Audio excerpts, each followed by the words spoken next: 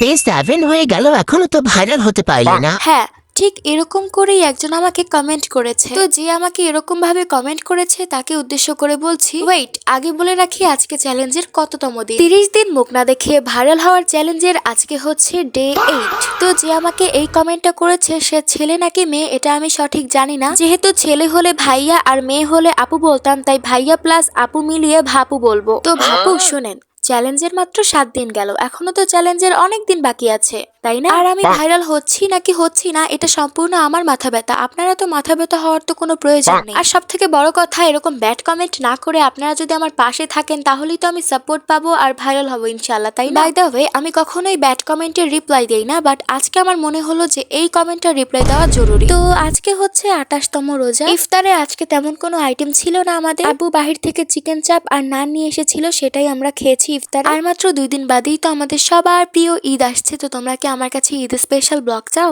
Comment করো।